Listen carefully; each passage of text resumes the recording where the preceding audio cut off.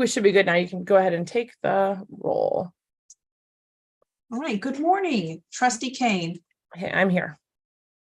Trustee Loring, Here. Trustee Alexander, Hello. and Trustee Cates. Here, good morning. Okay, we're good to go. Good morning. So welcome everybody to our first strategic planning committee meeting post having a strategic plan. So I think the first order of business, if we were in person, I would have brought you donuts and we would have had a little team celebration of, wow, that was a lot of work and it got a unanimous vote and it's gotten good feedback so far. And but the first order of business is it's just a congratulations and a thank you and just a quick reflection on how far we've come since we initially started this conversation years ago. The incredible amount of writing and work and input from so many people across all of the campuses in the community that had a real impact on the plan. So I just want to take a quick second just to say strong work. And now we get to move into the next phase. So you can a little virtual round of applause and just imagine me bringing you some delicious donuts.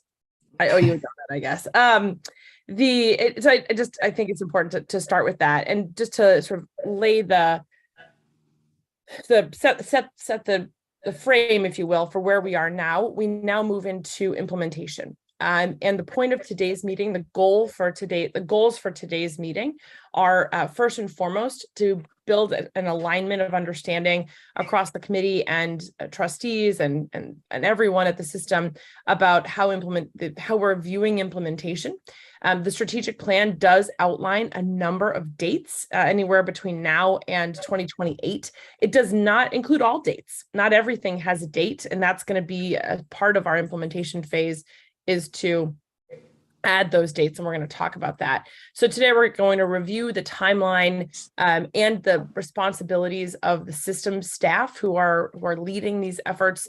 As we know, Jeff St. John has a new title, and it is no longer just his job to manage strategic planning. And we're going to be working more with Carolyn, and we'll hear more about that. We're going to talk about how the rollout of the plan has been. The print copies are coming, how it's going to be presented so people can use it and understand it. We're going to talk through the 12-month committee work plan, which I drafted based on the initial set of timelines, knowing that it is a draft and we will be able to update it as more dates are added. That is our plan for today and our goals. Are there any questions about that? And I also will say, I apologize that the materials came later than they should have, and they usually do. And that is really a function of the fact that this plan is fresh and new, and a lot of people were due vacations after the end of the academic year. And so we'll be able to get the materials earlier in the future. But for today, I think we'll be able to go through them together and make them actionable. Any questions up front, comments before we jump into this today? Okay, well, that's just super. So first thing we're gonna do is talk through the implementation timeline. And, there's a lot of us who've seen this document. You've got it. This is the document, and I'm not sure who's gonna pull it up. Is someone gonna pull it up? I can share my screen. Okay, great, Kayla. Jeff, are you taking the lead on this one? So I've got just a quick overview before we get into this document, if that's all right, Emily. Yeah, Kayla, can you pull it down then? Yep. Thanks. So Carolyn and I put our heads together yesterday. And by the way, I'm in Bangor today, Emily, and I'm available for donuts at my house. Oh, so, good. Well, I'm in Kennebunk, so Here, I'm not available to bring you donuts, but I'll work on that. Okay, Yes. We wanted to share with you and other trustees what's been done from the point of the board's May 22nd approval of the plan through today, where we are on all facets of this work, and then move to your first item, which is the implementation tracker. So immediately upon the board's approval, we had two lines of work going, one led by Jen O'Leary, who's here on this call, and the other led by Kim Jenkins and her team in organizational effectiveness. Jen, working with Meredith Whitfield and her team in UMaine Marketing Communications, led the development of the print and digital versions of the plan. no small task moving an approved Word document into a fully formatted plan with photographs, with layout, formatting, multiple rounds of copy editing, including I think a final round where we caught one more typo before we went to approve the plan. The plan is now available on both the strategic planning website and in hard copy. And on the website, it's in a PDF version and a web accessible version. So we've met all of our obligations, our important obligations to readers who need or want a web accessible version of the document. One note for the trustees, if you're interested in such things, we released the plan to the UMS community through a message from Chancellor Malloy on June 15, 1 year to the day after we released the NECHI self-study to the community through a message from the Chancellor on June 15. So next June 15, did you know that in advance, or did you figure it out? No, after? we figured it out afterwards, the day of. We had no idea. Wow. So next summer of 24, look for an exciting announcement from the Chancellor about some other massive initiative that he'll be sharing with you on that date. So Jen did a wonderful job leading all of that work. We promised Chair Riley and the other trustees we'd get the document out the door as fast as we could, but we also took our time to make sure there were no errors in the final version of the document. And we think we got a fully proofed and good, clean version out there. At the same time, Kim and her colleague, Sam Toner, began working on the implementation tracker. We had requests from the chair, from Trustee Kane, and I believe either Trustee McMahon or Alexander, they all had the same good idea. Please put all the implementation items in one document, one spreadsheet that we can flow through in order of their deadlines from nearest to furthest. And as Trustee Kane noted, there are a number of initiatives that don't have a deadline attached, and more on those in just a moment. So with thanks to Kim and Sam for that work, that went on simultaneously with the work that Jen was doing. And we now have this planner, a tracker document in front of us that we can use for this purpose. Following the board meeting, and while those two initiatives were underway, the Chancellor brought the presidents and vice chancellors together for a June 13 discussion of the strategic planning work. Carolyn and I took pages upon pages of notes, and we have work that's already underway based on the president's input and based on those notes, and work to follow to align what we're doing in the plan with an overall work plan, as Trustee Kane mentioned at the outset. We also met with Trustee Kane and Trustee Riley to discuss preparation for this meeting. Last week, we shared information with presidents about a new set of adult degree completion initiatives we're working on. Those initiatives, in addition to some marketing work we'll be doing in other areas, will be aligned with the broader strategic planning work, so that Carolyn and I really made a commitment to the Chancellor. Everything that we're doing in consultation with Ryan and Joan and the presidents, we're doing in a way that is fully coordinated and takes full advantage of the opportunity to move multiple strands of work forward under the aegis of the strategic plan. Last week, the Chancellor prepared for and just had on Monday with Carolyn and others a meeting with boards of visitors representatives, where Carolyn and the Chancellor walked through where we are on that work. We have a discussion today, a significant discussion early this afternoon with the Chancellor, Jen, Carolyn, Tori Ryden, about marketing initiatives.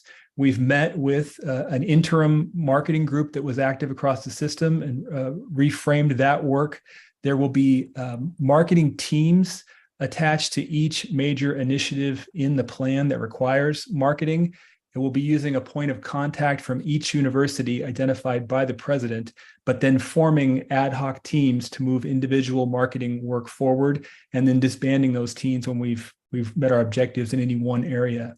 In this way, we're avoiding putting every marketing obligation on the shoulders of one or two staff members at our smaller universities, but also ensuring that all of our presidents, through their point of contact, are fully apprised of what's going on with all the marketing work at all times, so nobody's caught off guard and nobody's surprised.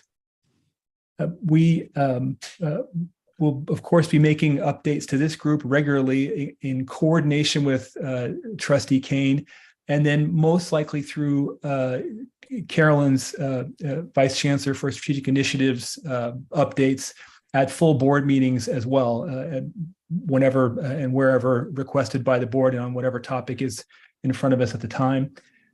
We will be doing further planning with the presidents at the July Chancellor's Council meeting, presidents and vice chancellors. Carolyn just put out a note about that yesterday to get us organized for that meeting. And then I will just say that, and end with this by way of moving to the implementation tracker itself. The chancellors asked us to look at deadlines, at opportunities, and at efficiencies. So what do we owe and when do we owe it? But then also, where are the areas where we can coordinate and collaborate in unified accreditation in action? Where are those areas of alignment and efficiency opportunity? And then finally, efficiencies. So what are the ways that we can make the biggest return for marketing initiatives based on the dollars invested? What are the ways that we can deploy staff as effectively as possible? And I'll just give you one example, and then I'll wrap up. We'll be using part of our July discussion with the presidents to figure out how we would like to staff some of the initial major initiatives in the strategic plan. How do you want us to reach out to faculty on your campuses? How do you want your staff involved? What is the best communication flow for that?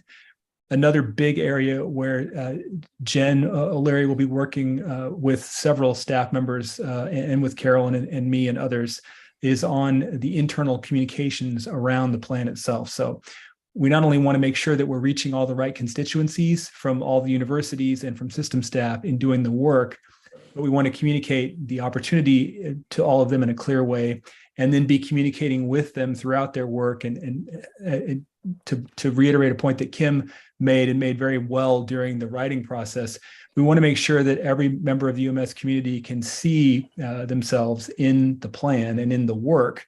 And in that way, we engender goodwill, we engender engagement, and we have a community that stands behind the plan and helps us to move it forward. And with that, Trustee Kane, I'd be happy to answer any questions and turn it back to you. I'm sure you have some. Yeah, you covered a lot in there, and there's a lot moving, and you'll definitely have questions. Yeah, Trustee Alexander, Barbara, go ahead. Well, I will start the ball. I'm sure many others have questions too, but two comments, or one question, but one comment. We do not yet have an implementation plan. It is under development. You have work that you're doing internally, and I would imagine that some items are university specific, some are system specific, and others will rise to, I'm imagining, certain kinds of board oversight more directly than others. So trying to get together an actual implementation plan after your July meeting would be my hope, that the committee would see a more fleshed out approach with assignment of responsibilities or proposals in that regard after that meeting. Is that a fair assumption about that? It is, Trustee Alexander, with the very friendly caveat that will be a continuously evolving document. So we'll be developing teams, moving those teams forward, where possible, aligning them with other groups. So it won't be a static publication in the way that the plan itself is. Right, but for the board's purposes, we need to understand the assignment of responsibilities, who's tracking, what metrics you're going to use for tracking. And obviously updates about that as we go forward would be entirely appropriate, I'm sure. But my second question has to do with, what do you mean by marketing? Are you marketing the plan? Or are you marketing the university system? Barbara, I just want to jump in on your first question, and then go to your marketing question. Oh, okay. Which is, I think the other piece of a timeline is we will have more of an implementation after the July meeting, which we can look at our August meeting. But I think we will also see, we will continue to evolve once faculty is back on campus and we have even greater input. Sure. That's going to be, I think that's going to be a standing item for this committee pretty much, as we go forward, is sort of as these things get fleshed out more and more people are getting involved, we'll be able to track all of that in as real time as possible. But I just want to add that sort of one piece that we'll have even more information when faculty are back end of August and September. So, and now we'll go to your marketing question. Apologies. I don't, Jen, is that coming to you or John? I think the chancellor had his, Jeff, I mean. had his hand up, Emily. He took it down. That's why I didn't call on him. Well, let me, can you hear me? Yeah. I think Emily just covered what I wanted to say. It is important that this be seen as under development because clearly faculty's voices need to be heard around some of these very specific issues. And so you know, there are articles out there that say if you get 25% of the strategic plan implemented, that's pretty good. If you get 50%, you know, it's remarkable. If you get any more, you'll be the first. So we want to be the first. Having said that, we can't appear to be dictating every outcome. This has to be a cooperative venture to be engaged in. And I think Emily probably said it better than I did. Thank you. Let's move to the marketing question. So Barbara, great question there. We really have a number, as you know, a number of big ticket initiatives, expectations from the trustees for what we do in the plan that require that we market effectively and in some cases pretty aggressively. So our enrollment aspirations, which will be shared with the board by October 1st, research aspirations, same thing. Retention, there is efficacy, and we know that both regionally and nationally, to announcing what you're trying to do when you're trying to boost student success measures. It has a reproductive effect on people that you're trying to attract, both to your student community, but also to your workforce. And then finally, workforce and economic development. We've already had a number of very helpful conversations with Jen, who's got significant background in the Portland business and healthcare communities about the need and the value of marketing what we're doing around our own workforce and economic development aspirations. And we'll be doing quite a bit of that as within the planning as well. So thank you for that question. And to just add briefly to that, Trustee Alexander, I think what we've tried to do when we're talking about the marketing, the plan itself, because you're right, it is sort of two different conversations. One is marketing, as Jeff just described, with our efforts around enrollment and the different things we're doing in the plan, but also getting the plan out.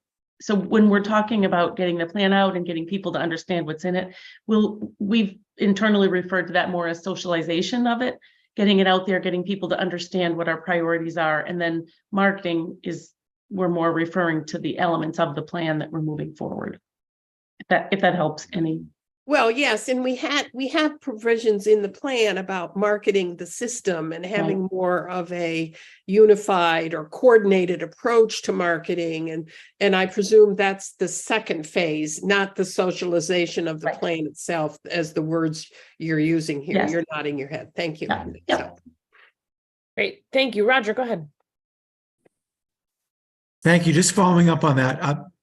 Before we get to marketing the system, and I understand that's a separate thing, I'm still not clear, at least in my own mind, about the other two parts of the marketing. One are how are we going to market or socialize or publicize, whatever the word is, the fact that we have a plan, and here it is, and here are what the key parts of it. How are we going to market that both within the system and out and also outside the system? And secondly, I'm sorry, I still don't understand the other part about the internal marketing of what we're doing. I'm just not entirely clear about that part of it. If you could give it one more stab. So I'll speak to both parts, and I probably could have used a better word for the second part, Roger. So I'll clarify that. With respect to the first part, we're doing both mass outreach to various constituencies. I mean, I gave the example of the boards of visitors, but also individual outreach as opportunities arise. The trustees will recall from the chancellor's message last week or the week before, chancellor took a meeting with Peter Van Allen, the editor of Maine Biz, recently. Jen O'Leary set that up. As part of that visit, we spoke at length about the strategic plan, gave him a copy of the plan. helped them understand in summary what we're trying to do, and then tried to tie it to some direct visual impact by giving him a tour of the new Furland Engineering and Education Center on the Orono campus. So just one example of numerous conversations we would like to have with the business, legislative, and other communities in the coming weeks and months to market the plan. And then, Roger, internally, as far as recruitment, probably the better word there is communication. So we've been working with Jen and with others on our internal communication plan to recruit not only people to work on specific initiatives, but also to raise and maintain awareness of the plan itself, opportunities to be involved, progress over time. The chancellor's right, and one of the underlying reasons why so many plans fall short is that people forget about it. It falls off their daily radar, and then it's something that they're reminded of every couple of months. We would like it to be, in a non-irritating way, a regular presence in the consciousness of our workforce and our students, so people are aware of opportunities and are engaging with regularity. Great, thanks. And that's really helpful to hear. And I did see the memo about the main biz interview, which is great. Hopefully, we're also developing a plan to get this word out, to get publicity with Maine's daily newspapers, with other publications, with the chamber, with all the constituencies. We want to know about the plan, and we want them to know we're proud of it, and this is how we're moving ahead. So I assume Jen's working with Tori and others to put that together. Actually, Tori did, right after the board meeting, Tori did put out a couple of press releases. They weren't particularly, they weren't picked up by a lot of the different outlets, but she has put out a couple of pieces, and will continue to do that. It'll be part of what we talk with her about tomorrow. I think the chancellor and Jeff and Jen and a few of us are meeting with Tori tomorrow to talk about those specific things. I think one of the challenges, and this is just reality, is that when things are unanimous and consensus based, they are not necessarily sexy headlines, right? And so they're very sexy to us, right? We worked hard on it. We know how much consensus, how much work went into it, but it doesn't necessarily make news. So I think that's why this plan is really important, because it's going to connect the fact that we have the strategic plan with action items that I think are going to be newsworthy and conversation worthy, transforming the system over these next 5 years. And I think that's the sweet spot of, right, like consensus isn't sexy, but except anyone other than us, but the work inside, it definitely is. Yeah, just one other point. That's a really good point. It's not terribly sexy or controversial, but hopefully Tori and Jen can work hard on getting placement, because that's I've also had an initial conversation with Sam Warren about once the legislature comes up, once the legislature leaves and takes a break, and then when the education committee starts coming back for their off-session updates, about offering this up as something to brief them on more fully at one of their, again, summer or fall meetings. And so that's on her radar screen as well. great. Thank you. Donna, did you have a question? No, I had a comment. Go for it. Yeah, I think that right now, with everything going on in the legislature, whatever you put out there is not going to be an out front and up top sort of thing for readers, because they're not really interested in that stuff right now. So I think the time that this is put out is important. That's great. Yeah, it's a great comment. Thank you very much. Should we go to the document now? Who's talking us through that? Jeff, is that you or? I don't believe so. Marie? I'm So- happy. Oh, Yeah, I just will set this up. So as you heard, we had a lot of requests, trustees and staff wise, to get all of the dates in one place. We are working to make, this is an initial look. This way, everyone can be on the same page about what's coming up, what's due, and we can also identify the places where additional dates need to be added. And you'll see, as metrics are developed, those will get added too. But Kimberly, you made this document, I believe, right? I did with my Bless colleague, you. Sam Cameron. Do you want to go ahead and talk us through it and talk to us about how what we're looking at and then how you expect it to evolve? Certainly, happy to, Trustee King. So this is a first, as you said, this is a first pass of pulling the plan into a document that we can use for communication, for internal communication, and by that I mean anybody who wants to be able to follow progress and understand where we are.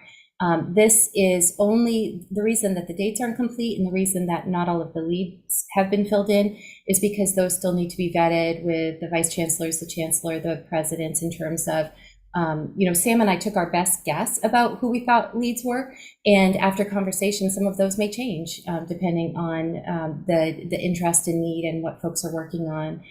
In terms of dates, we added dates where we knew that they were committed to in the plan as the ultimate, the end goal. But as leads take a look at those, they may move those dates up a little bit, or may recognize that there are other prerequisite items that have to take place first. And so that those things will get fleshed out more.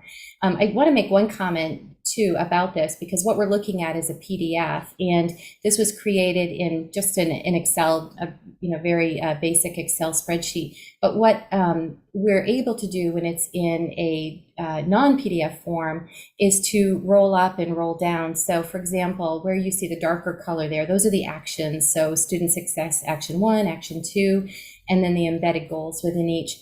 Not everybody will need to see what the individual goals are at all times. And so we're able to compress it a little bit more and then drill down where it's important to do so. And then Kayla, if you can scroll through a little bit, you'll see that there are different colors. Jeff had asked us to make sure that each commitment has a different color, because one of the options that we have, in fact, currently in the spreadsheet on another tab, we have it sorted by date due. So we're able to scroll, and the colors help us to visually see which commitment is coming up and what we're working on right now. So it's meant to be user-friendly. It's not always going to look this tiny in terms of font. And so the bottom, the ultimate goal is to make sure that the specific audiences have access to the information that they need and want, and only that information, so that it's not overwhelming. So I'll pause there and see if there are any questions or additional comments by Jeff or Carolyn. Jeff or Carolyn, did you have anything to add? Just one piece for that, Emily, and then Carolyn may or may not want to elaborate on it. We've just, based on the fact that we have 5 commitments in the plan that represent large groupings of initiatives and actions and goals, our current projected model for this is to have a small executive steering group, and then more than likely a group attached to each of the 5 commitments, by way of organizing this work on the system and campus side of things. So Carolyn and I are responsible for leading that executive steering group. We would envision, as of right now, that Kim Jenkins and Jen O'Leary will be part of that group, that we will more than likely have a president, a provost, a faculty representative on that steering group. And then again, depending on how our conversations with the presidents and the vice chancellors and chancellor go, we believe a committee attached to each of the 5 commitments that's responsible for overseeing work within that area. And then of course, within those 5 commitments, there are any number of specific initiatives that will have various groups of people working on. Carolyn, is that a fair overview? Anything that you want to add to that? No, I think that's exactly right. And the only other thing I would add is, as you've mentioned it prior, that when the faculty and students come back in the fall, we want to make sure that each campus, students are represented, faculty in each campus. So there's sort of, making sure that all of the different stakeholder groups internal to us are included in these committees. Question? So, Yeah, go ahead, Barbara. yeah, thank you. This is a good internal way to track who's doing what and what the dates are. And I understand the board may find this useful from time to time, but I hope this is not a public way to inform people about what's going on, because it's not a PR type format that's, I think, going to present us in a good light. I mean, the stories about what is happening to implement these dates are the key results, not just we have a date and we made the date. So the actual activities and the implementation and the changes and the rewards and values have to be reported in a way that allows the board to understand exactly what's happening and where the gaps are and where more resources may be needed or where good excuse exists or whatever. And so having the board and I'm asking Emily this, have you given any thought to the notion of whether we ought to have the substantive committees of the board involved in certain aspects of oversight here? Is this all going to funnel through the strategic plan committee? I mean, and how does the board as a whole get information that allows us to understand not just that a date was met, but that certain objectives and values have been met in the process? Yeah, absolutely. It's great. And to tease up a later part of the meeting. So we started with this because we got to start with the dates that we asked for, right? We, as the board, we put dates in this plan for a number of things. And then, so you'll see, I think yesterday, Kayla uploaded a draft committee work plan for the next 12 months for this committee based on those initial dates. Those will shift. I'm sure no one had time to do a careful read. There's a couple places in there where you'll see a little parentheses that says like with FFT committee ? Right? Because we wanted to make sure that we had a clear understanding of what are the deadlines and expectations so that then I can talk with Roger and say, Roger, just using you as example, because you're right here in front of me. Here are some items of overlap. This is when it's due, and this is when we're scheduled to hear the update. Do you want to join us? Do you also want the update in your committee? Right. I think this is the kind of thing we'll be able to choreograph and make sure that everybody has access to it, that it also meets the needs both of the committees of jurisdiction, as I would call them, and the oversight committee for strategic planning, which is this committee. So yes, and that will be part of the art of putting this together, and the importance of the additional deadlines that are going to be added in the coming months, as we talked about with the meeting that's coming up in July with the presidents, and then also as faculty are back and engaged in early fall, and that will be an ongoing process. But yes, absolutely. And I've also, Trisha's not able to be here today, but we are working on what is going to be the standing item if there's going to be one at the meetings, right? Are we going to pull it out by things that were due? Are we going to do updates on the specific commitments, right? And those are all things that this committee will have an opportunity to help design, right? And have input on. So if there are specific thoughts or examples or things, we'll be able to be a part of putting that together. Well, let me give an example of the integration issue here. Academic and student affairs are going to get proposals for programs, and we will want to, in that committee, take a look at unified accreditation, which is a key aspect of this strategic plan and allocation of resources, and might have an impact on enrollment and retention and all this and that. So is that committee going to evaluate that aspect of the plan with regard to the routine business that comes before it?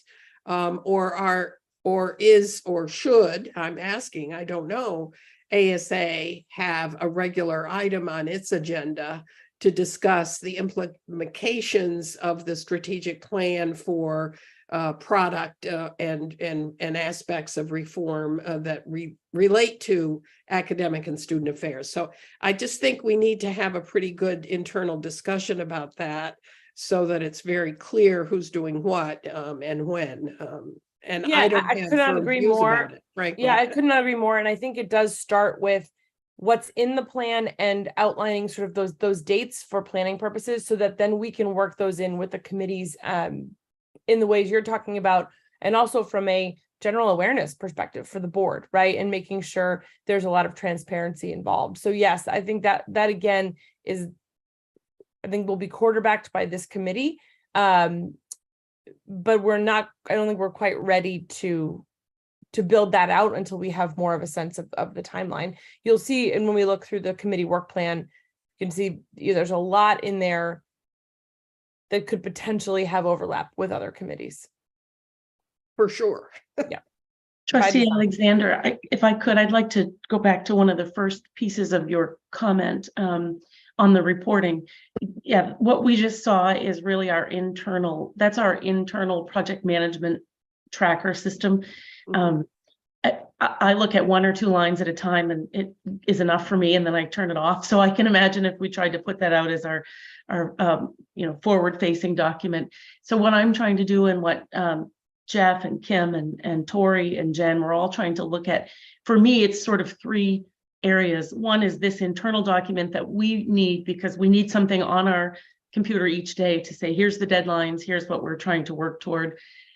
We also need to come up with a reporting mechanism for the board that would be somewhere in the middle between that type of detail and then the third bucket, which is sort of what you alluded to, which I see Tori having a much bigger role in, is taking those pieces that we have been able to move forward and we're successful in, and telling the story around it, giving those examples that bring it to life in the public, and something that would make it relevant to them versus, for us to say, well, we increased something by 2%. That means something to me. That means something to Ryan budget wise, Jeff enrollment wise. But the public, if we can tell the story about what it did for that family, what it does for the community, for the economy, those are the types of things that then Tori will be focusing on. So there will definitely be different types of reporting with levels of detail that vary. And that's what, Emily, we've just really started working with Emily, the committee, and our internal team to make sure that we can figure that out with you all. Other comments or questions about this piece? I just want to make sure we are clear on the system staff responsibilities side of this. We have talked, we want to make sure the right people are getting the right questions. So I don't know, Jeff or Carolyn, can you just, from a big picture perspective, talk about specifically on its own how maybe the chancellor, how the system staff is going to be responsible for the different pieces? We just want to make sure questions are going to the right places, and if people are asking the right person if they have questions along the way. So let me jump in there. I know you directed it to Carolyn, but let me say a few things. It is the vice chancellors and the presidents who are the first line of implementation, but implementation has to involve a lot more people, including faculty, including students, and other managers within the system. There's got to be a real buy-in for this, not just to be words, but to be actions and meaningful actions. And that's a full-time job for a whole bunch of people. Trustee Kane, that reality, and some of that is just in the infancy of a true beginning. So as was referenced, we had a meeting with the presidents and the vice chancellors, and those meetings will be continued. We will give regular reports. There'll be specific assignments or oversight. But if you think about how the vice chancellors are titled, if you use that as kind of a compass, that'll be helpful. But we'll design perhaps a document that makes it clearer to you with respect to those assignments. I do not want to limit or in any way say that we can get this done without the full participation of the presidents and their leadership teams at their campuses. I keep cautioning that there's got to be a buy-in, and that's one of the things we're working by, regularly speaking about this. Unfortunately, we don't have too many faculty members, and we have a lot of people who take vacations in the summer, so it's a work in progress. But the implementers primarily are directors of implementation, are primarily the vice chancellors and the presidents, working hand in hand on these various requirements. And we will be giving regular input. It's your job to hold us accountable for that, but it's that. Oh, we will. We definitely will. But implementation is that group. That's right. Okay, that's helpful. Carolyn, did you want to add anything, or Jeff? I want to make sure. No, I think he covered it well. Great. Yes, President Rice. Ray, go ahead. I was just going to add very quickly the chancellor's point. And you know, from my understanding is similar with other presidents at this point. Like I just had a cabinet meeting yesterday and laying out our work with the system strategic plan and, you know, meeting the meeting the goals in the core areas, but also over the summer, making sure that our operational 2025 plan at UMPI is appropriately aligned with the strategic plan, with the aim to have a workshop at our August return meetings with the entire campus about our plan, about the strategic plan, about goals. So a lot of that work of alignment really swerves into implementation, which we're actually preparing for this summer to engage our faculty and our staff immediately as they return for the fall semester. So I just wanted this group to know that that's something I know from my conversations with the presidents that is already being planned for, as the chancellor stated, for implementation. Thank you, Ray. And let's go to Joan. Thank you. I just wanted to build on what Ray has just said.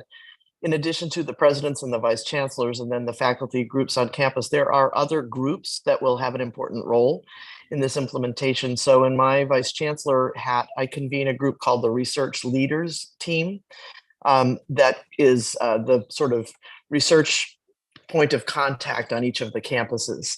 And in our last meeting, we spent some of our time looking at the research related goals within the strategic plan to talk about how we would come together collectively across the campuses, how things might differ on different at different universities and so forth. And so those conversations are already underway in another kind of an ad hoc group that that will be key in making this go forward. Thank you.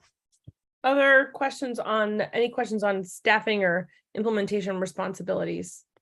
Emily? Yep, go ahead, Roger, and then Barbara. I just wanted to maybe ask that the presidents who are present, or just throw this out, we're requiring, this is taking a tremendous amount of work for both administration and on the campuses, additional committees, additional work groups. And this is very important. I don't mean to minimize it at all. I'm a little concerned. Are we giving you all additional significant layers of work that are going to make it difficult for you? Are there ways we could make your lives easier by any streamlining? I mean, this very important work is being layered on the work, all the work you're already doing. And I sense that you all work many hours as it is. So I just want to recognize that, but also see as a committee, is there anything we can do to make that easier? I'm sensing the answer is no, but I wanted to throw it out. Chancellor, did you want to answer that first? Yeah, I'll take a stab at it. I think that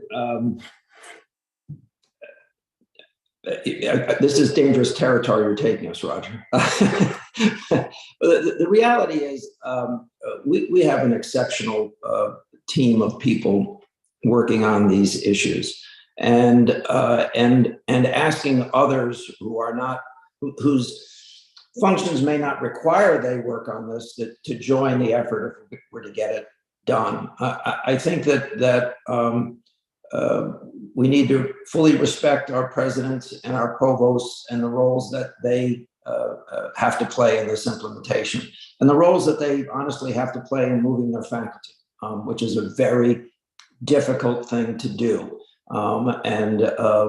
If there's shoals that people run aground of, it is frequently around the lack of buy-in or the lack of movement for people to address our system or their university issues and confront those issues with real actions. So I think we're going to be highly effective, but I think it's going to take time and it's going to take conversation.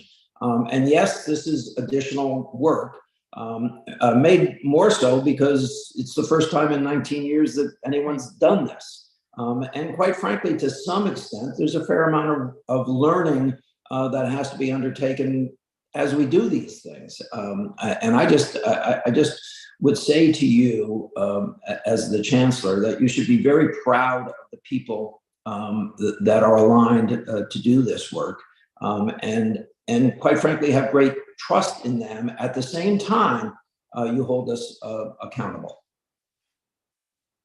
Do either of the three of the presidents are here? Do any of you want to weigh in on this?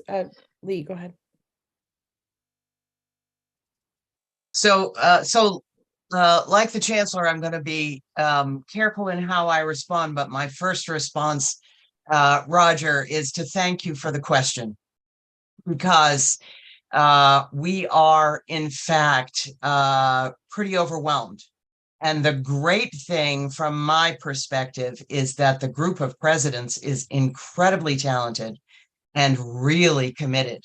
But if you think about the changes that have gone on in this institution just over the past 2 or 3 years, so unified accreditation is a whole new way of thinking about what we do. UMS Transforms creates enormous responsibilities for us to be responsive to this enormous gift, but we have to do that right.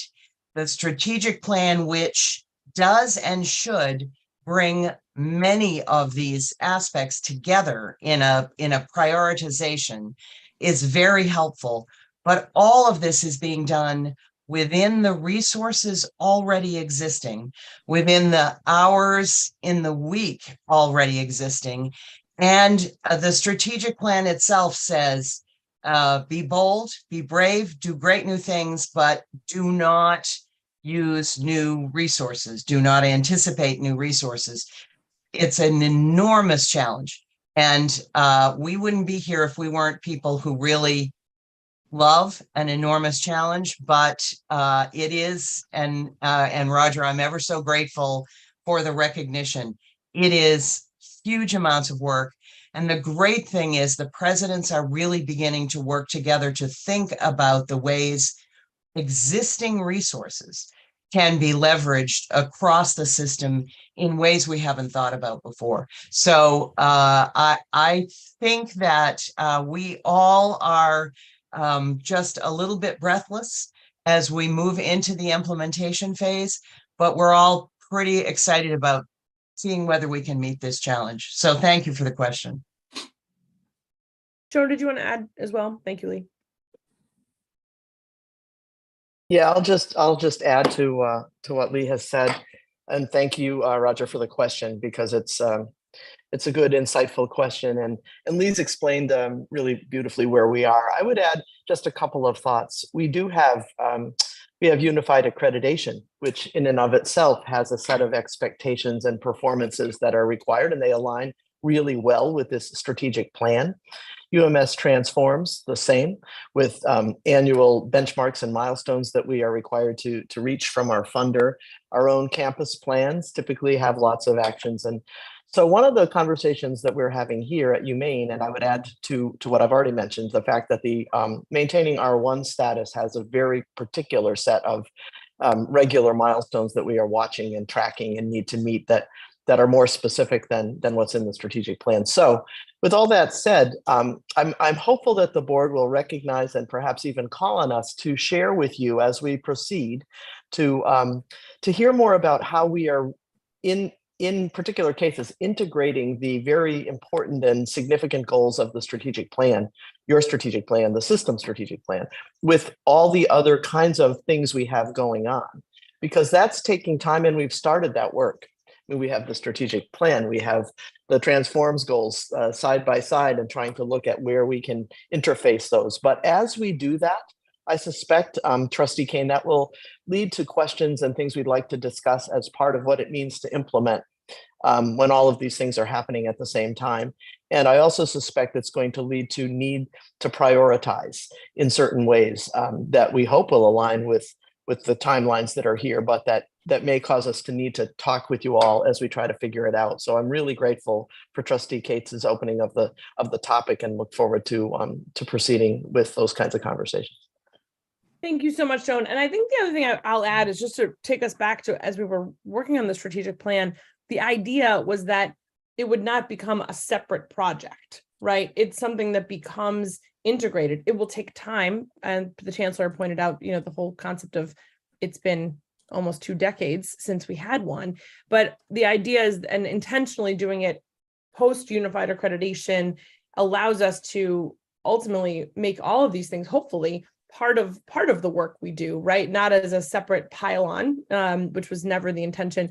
And the design and the input that was used to make the strategic plan was done intentionally to try to avoid that sort of pile-on. And so we definitely can revisit this topic as we go through and check in about how that integration is going and how that, I think the socialization piece is really important to that, right? Making this a part of what we do, not another thing to do. There's maybe a distinction without a difference, but I think it does matter. But yes, thank you. And thank you, Roger, for that. Barbara, you had another question. Go ahead. Yes, well, I just would like to say thank you as well to Roger and the responses to that very important question, and joining with Emily in the notion that this is a document that at least was intended to raise the problems that we have to the level of public awareness and the obligation to coordinate in a way that perhaps has not been done before in terms of the internal universities coordinating, the faculty coordinating with regard to how we're going to get out of this hole that we're in. It's a financial hole, it's a demographics hole. And the idea was to provide a plan to say, we have an objective to be successful here. And it will require some changes. And some of those changes, as I've always said publicly, will require more systemness in the operation of our universities. And the degree to which that will be successful is part of what this plan is intended to try and experiment with from my perspective. And I'm very happy to hear what's happening and the endorsement of it and the commitment to it. And I realize, very frankly, that this is a first step and that we will have challenges and we may not meet all of our goals and objectives, but boy, we better try hard to do it. And that's all we can ask of any of you in this process. Really good point. I was thinking to myself as I was going through this whole timeline document, looking at the dates and thinking, boy, I'm super glad we didn't finish this plan in December of 2019, right? And then have the pandemic hit, right? And you think about your best laid plans. I think that's one of the reasons I'm very glad, and she's not here, but that Chair Riley had the foresight to say, we need a committee just for this, right? So that it is a constant refrain of, okay, somebody's looking at the strategic planning work and can help drive those adaptations as they are needed, as life unfolds, right? And as we figured this out, we used our best crystal ball that was available to us, which was none, to build the plan, and we'll be able to go from there. Other thoughts on this before we keep moving through our agenda for today? Okay, great. Thank you very much. Is there anything else? Is there any more detail for today on the distribution side from Jen? Jen, was it all covered for today? I want to just check for you. Yes, no, absolutely. And I, think Jeff outlined it very well. And yeah, thanks for checking in. So let's put Kayla. So before you pull up the committee work plan, after I received the pretty document with all the colors, I went through that earlier this week to really sort of map out what are the existing deadlines and how they interact with our committee schedule over the next 12 months. I wanted to do that because it both shows that we have some months that things are heavier in what's scheduled and lighter in others. It also was an opportunity to look through and say, okay, there's a lot here that doesn't have a deadline yet. Some of those deadlines may not end up being in the next 12 months, but in that case, where do we put the updates, right? So that we're not just asking about things when they're supposed to be due, but understanding along the way. So I will say I did draft this myself. I am not precious about feedback. So if you have feedback today, or if there's feedback in the coming weeks, we will, my intention is that at the end of every one of these committee meetings, we will look ahead together at what's coming up, right? So that we can have this also as our own living, breathing document of, all right, next time we're going to hear about this. Is there anything missing? Is there anything we want to hear more about? Is there anything we've heard about we want to add another update on? Because we want to make sure that we are doing this together. The other thing I will add is that currently our meetings are scheduled 8 to 9:30 in the morning. As you'll see, some of them are going to have longer days, and we may need to extend these meetings. We'll plan to do that in advance if that is the case.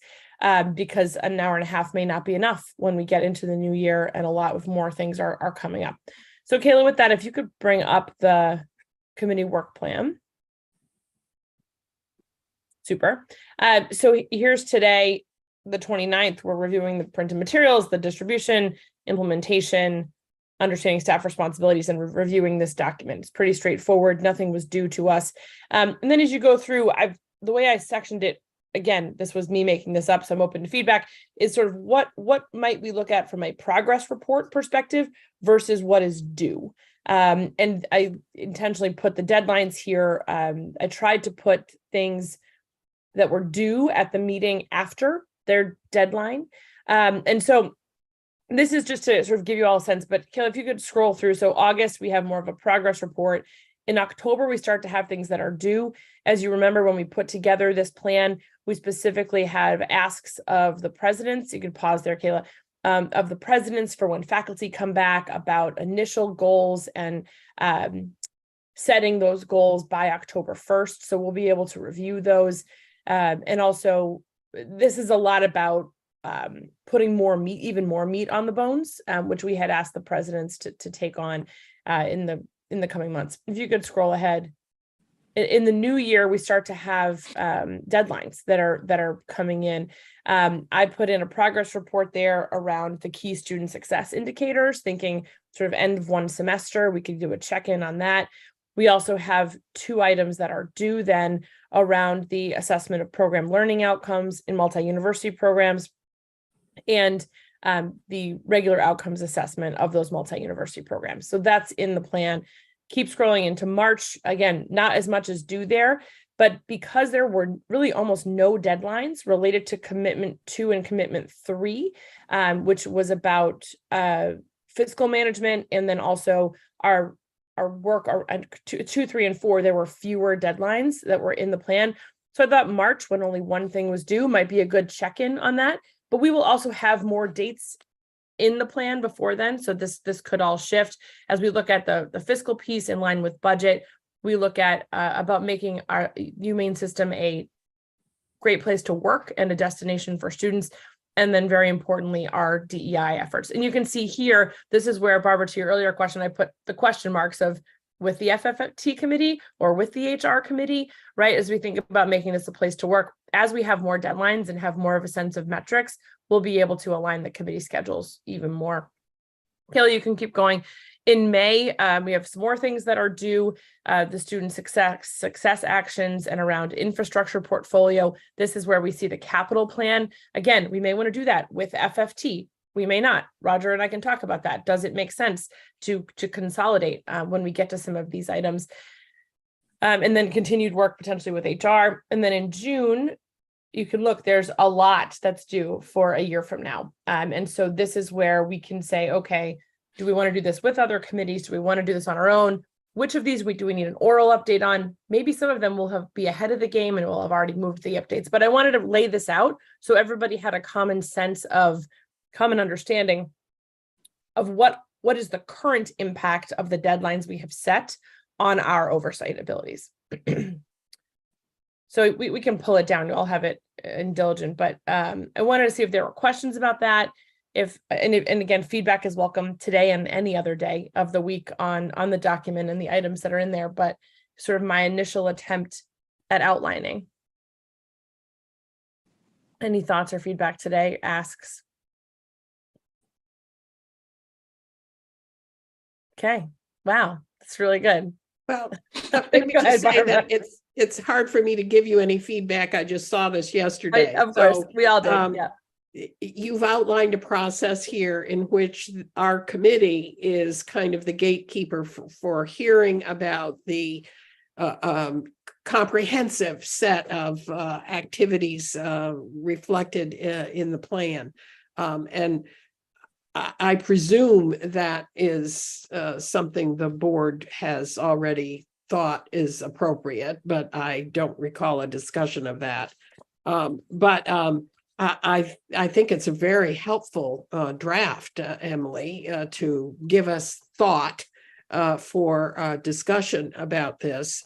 And it's definitely something that I think the board and the other committees need to have a weigh-in on in terms of what they assumed they might be doing with respect to monitoring and having more detailed integration and dialogue with key actors on aspects of the plan that will affect the budgets that come before them or the programs that come before them, and so forth. So, I mean, all of this is good initial discussion for sure.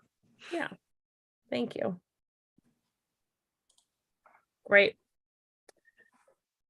That does bring us to the end of our planned work for today. Today is really sort of a check-in on implementation and where we're going next. There are no action items and there are no reports due today. Are there any other comments or things people need from this meeting today before we close it out? Yes. Trustee Flood, Pat, welcome. Thanks for joining us. Thank you. It's been nice to listen in to the very strong strategic planning committees. It's been great. I only just wanted to say, Emily, I thought that your draft plan shows a lot of leadership. And that's just a lot of clear thinking goes into something like that, and a very structured document that when you look at the chaos that you guys started with, and now you've channeled it down to these documents that you've shown today, and then put together that type of a plan to go forward with. I think that's really great. And I look forward to being a part of that down the road. But I just thought that the strategic planning committee is a pretty great committee. And I was very impressed with the way you've kind of laid stuff out. So just wanted to say that. But Pat, you are always welcome to join the strategic planning committee. We're happy to have you as an honorary member. And I will tell you, one of my favorite courses I took at the University of Maine was in the Honors College. It was a tutorial on chaos theory. And it was all about chaos in organizations and butterfly effect and looking for patterns and randomness. And I will say, I was encouraged to take it by the then dean of the Honors College. He was like, Emily, look, I think it's going to be a cool course. I know it's kind of outside your lane. It was only 5 of us in the class. It was a 2-seminar class. And it's days like this that I think, yes, there is organization in chaos and chaos in organization, and we are all better if we can just accept that. And I think strategic planning is one of those messy, organized things that we have the opportunity to work together on and get it right for the system at this very important time. So thank you all very much. Emily, So I think before we close, Carolyn, go for it. You and I haven't chatted about this, but clearly there's a BOT meeting coming up in a couple of weeks, and maybe from this group, what they might expect for an update from us, from this committee at the larger meeting on the 12th. So I think Trish and I have talked about it a little bit. We wanted to have this meeting first, but I think that the next meeting is really about sort of outlining for that board meeting is about outlining where we are, sort of showing this to the full board. And again, making this a regular topic of conversation at the full board meeting. But again, I think it's about building that common understanding of how we will be handling implementation, to Barbara's point about engaging other committees and making sure we're being deliberate about that. Not everybody has had time to think about the enormity of the calendar implications for a plan like this. And so I'm hoping we can do our own little socialization of that with the board at the upcoming meeting. But we'll to talk with the chair about how much time we have and what her needs are. Expectation is. Okay, good. Emily, I just wanted to say too that as I looked at your plan, that you try to encapsulate a lot of things in one one document. It can look overwhelming because there's so much stuff in there, but because it's chronological, not every one of those things is going to be important at the next meeting that you have. I mean, they kind of fall off, some of those, as you go. So I thought just cataloging all that in one spot was helpful, but it may look overwhelming to people, but it really shouldn't be when you think about the fact that a lot of that stuff is you're gonna reach it, pass it, move on to the next step. Some of those things that document will get shorter and shorter as you go on. So and hoping we can integrate it, right? That it becomes part of, because I mean, we'll see how long the strategic planning committee will live out its usefulness, but eventually, this work becomes what we do, not what we're adding, not what we're integrating. So, right. All right. Well, thank you all for a great and shorter meeting this morning. I hope you all stay as dry as possible in the coming weeks, as we've had the wettest June in a very long time. Kayla, can you remind us when our next committee meeting is? You caught me unprepared. Sorry, I figured you had the document. It's August 24th. It's August 24th, and we will have more progress reports and updates on these items. If there are items that come up in between, please do not hesitate to reach out, and we will get it done. Thank you all very much. Enjoy your time in the summer, and see you soon. Thanks. Thank you.